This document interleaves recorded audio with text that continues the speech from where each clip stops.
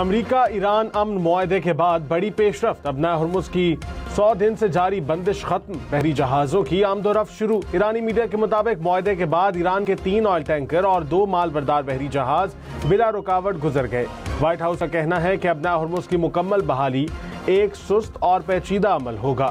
بارودی سرنگوں کو صاف کرنے کا عمل اس ہفتے جاری رہے گا۔ امریکہ ایران امن معاہدے کے بعد تیل کی قیمتوں میں کمی، برطانوی خام تیل کی قیمت $82 فی بیرل پر آ گئی۔ امریکی خام تیل کی قیمت $80 فی بیرل کی سطح پر۔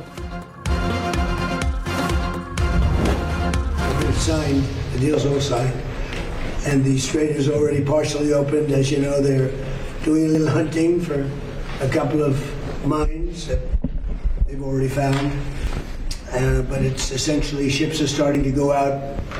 Now on Friday it'll be completely open. Iran کے ساتھ ڈیل پر دستخط ہو گئے۔ امریکی صدر کا اعلان، ڈونلڈ ٹرمپ نے کہا ابنائے ہرمز جزوی طور پر کھل گئی ہے، بارودی سرنگیں ہٹا رہے ہیں۔ ابنائے ہرمز مکمل طور پر جمعے کو کھل جائے گی۔ جے ڈی وینس جنیوا جائیں گے، ممکن ہے میں بھی جاؤں۔ ایران میں اب سمجھدار قیادت ہے، امید ہے اچھے تعلقات قائم ہوں گے۔ معاہدہ پورے خطے میں امن لائے گا، معاہدے کی سخت نگرانی کریں گے۔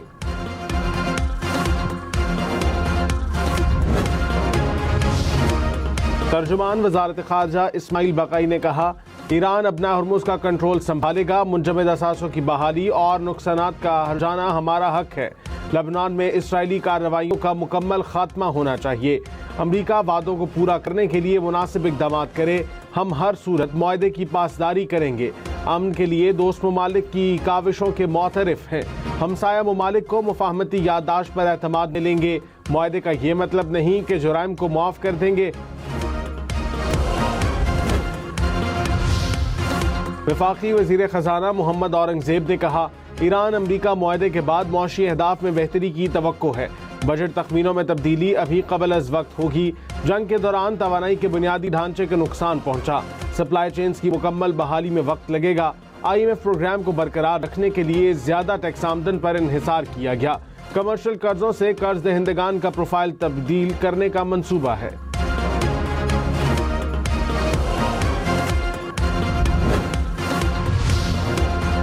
پنجاب کا آئندہ مالی سال کا 5000 ارب روپے سے زائد کا بجٹ آج پیش ہوگا۔ ترقیاتی بجٹ 1500 ارب روپے سے زائد رکھے جانے کا امکان۔ وزیر اعلیٰ پنجاب مریم نواز کی زیر صدارت کابینہ کا اجلاس، بجٹ کی منظوری دی جائے گی۔ پنجاب کا ترقیاتی بجٹ 1562 ارب روپے سے زائد رکھنے کی تجویز۔ بجٹ میں سرکاری ملازمین کی تنخواہوں میں اضافہ وفاقی فیصلے کے مطابق ہوگا۔ صحت کے شعبے کے لیے 680 ارب روپے سے زائد بجٹ کا تخمینہ۔ وزیر خزانہ پنجاب نے کہا کہ بجٹ میں تعلیم، صحت، سماجی تحفظ حکومت کی اولین ترجیح رہے گی۔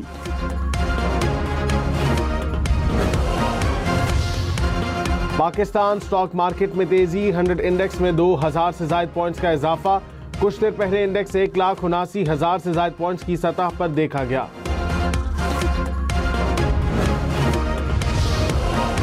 امریکی صدر نے ایران کو $300 ملین ادا کرنے کی خبر کو جھوٹا قرار دے دیا، کہا یہ جھوٹی خبر ڈیموکریٹس نے پھیلائی ہے۔ ایران نے اتفاق کیا ہے کہ وہ کبھی جوہری ہتھیار نہیں رکھے گا۔ جے ڈی وینس نے کہا ایران کو مالی فوائد صرف اسی صورت میں حاصل ہوں گے جب وہ معاہدے کے تحت اپنی ذمہ داریاں پوری کرے گا۔ امریکہ یا خلیجی اتحادیوں کی جانب سے ایران کو کوئی رقم جاری نہیں کی گئی۔ نائب امریکی صدر جے ڈی وینس نے کہا کہ امریکہ ایران مفاہمتی یادداشت 1.5 صفحے پر مشتمل ہے۔ تفصیلی معاملات آئندہ تکنیکی مذاکرات میں طے کیے جائیں گے۔ امریکہ اور ایران میں MOU پر گزشتہ روز دستخط ہوئے۔ سینئر امریکی عہدیدار کے مطابق Donald Trump, J D Vance اور ایرانی اسپیکر باقر کالیباف نے دستخط کیے۔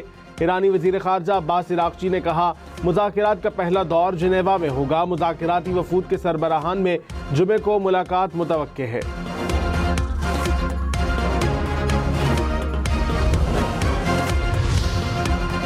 وفاقی وزیر داخلہ محسن نقوی کی امیر جماعت اسلامی حافظ نعیم الرحمان سے اہم ملاقات۔ سیاسی، معاشی اور امن و امان کی صورتحال پر تفصیلی تبادلہ خیال۔ حافظ نعیم نے ایران امریکہ مفاہمت پر پاکستان کے مخلصانہ کردار کو سراہا۔ محسن نقوی نے کہا خطے میں کشیدگی کے خاتمے کا کریڈٹ پاکستان کو جاتا ہے۔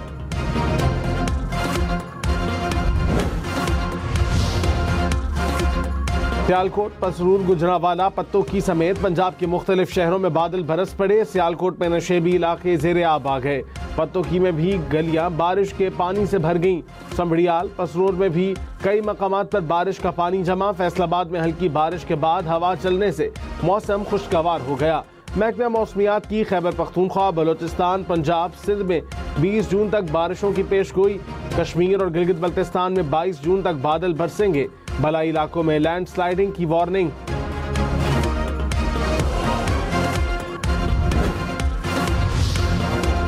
وزیر اعظم کی گلگت بلتستان میں شمسی بجلی کی فراہمی کا منصوبہ جلد از جلد مکمل کرنے کی ہدایت۔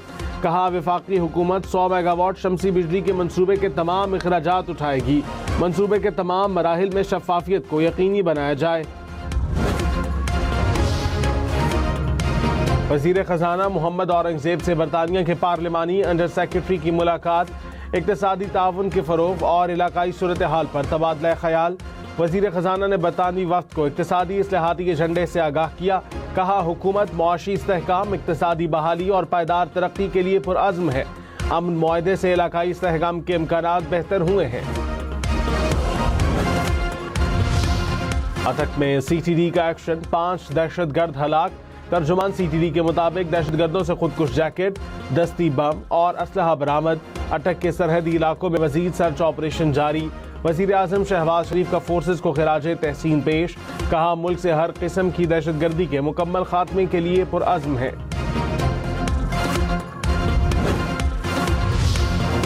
کراچی میں دہشت گرد حملے کی سازش ناکام۔ سی ٹی ڈی نے 5 مبینہ دہشت گرد گرفتار کر لیے۔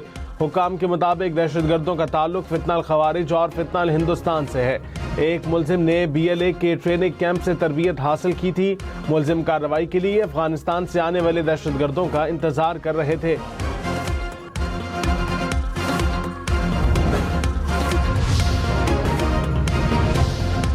آزاد کشمیر میں کالعدم ایکشن کمیٹی کی پرتشدد کارروائیاں، 4 اہلکار شہید، 89 زخمی۔ ترجمان آئی جی کے مطابق 81 مقدمات درج کر کے 425 شرپسندوں کو گرفتار کیا گیا۔ 400 سے زائد شرپسندوں کے نام 4تھ شیڈیول میں شامل کیے گئے۔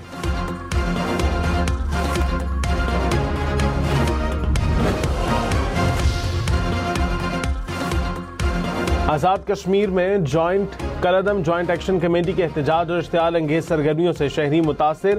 روزانہ اجرت پر کام کرنے والے افراد، چھوٹے دکاندار اور کاروباری طبقہ شدید مشکلات کا شکار۔ شہریوں کا کہنا ہے کہ دکانوں کی زبردستی بندش کے باعث روزمرہ اشیاء کے حصول میں مشکلات کا سامنا ہے۔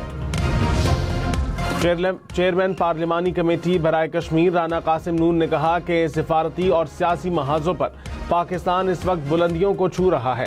دشمن کو پاکستان کی یہ کامیابی ہضم نہیں ہو رہی۔ کشمیر اور پاکستان یکجان 2 قالب ہیں۔ پاکستان ہر فورم پر کشمیریوں کا مقدمہ بھرپور انداز میں لڑ رہا ہے۔ پاکستان نے کشمیر اور کشمیریوں کی خاطر جنگیں لڑی ہیں۔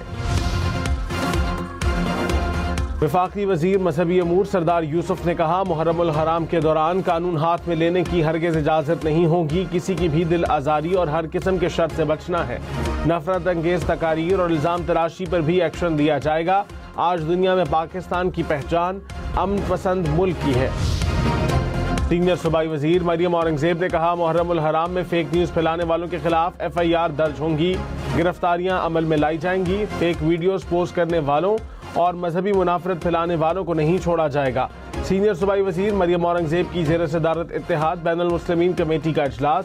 محرم الحرام کے دوران برداشت، اخوت اور اتحاد کا پیغام عام کرنے پر زور۔